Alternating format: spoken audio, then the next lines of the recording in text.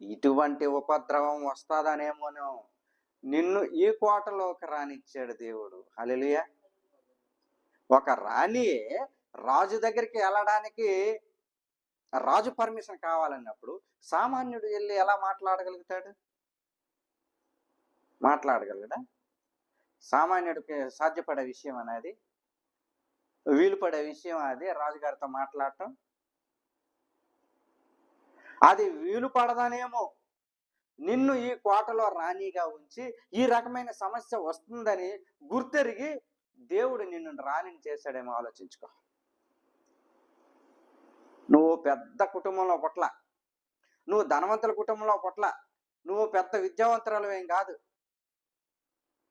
అలాంటిది దేవుడు నిన్ను రాణిని చేశాడంటే అది ఆయన యొక్క ప్రణాళికలో భాగమై ఉన్నది. ఇందుకోసమే ఈ రకమైనటువంటి ఆపద యూదులకు రాబోతుంది అని తెలిసి దేవుడు నిన్ను కోటలోకి ప్రవేశింపజేశాడేమో ఆలోచించుకో. నువ్వు వెళ్ళావు కాబట్టి నీ దగ్గరికి నేను రాగలిగాను, ఈ సమస్య చెప్పుకోగలిగాను. అదే కోటలో రాని లేకపోతే నేను ఎవరితో సమస్య చెప్పుకుంటాను? నేను ఎవరితో సమస్య చెప్పుకొని ఈ సమస్యను నేను తీర్చుకోగలుగుతాను? ఈ ఇబ్బంది నుంచి బయటపడగలుగుతాను?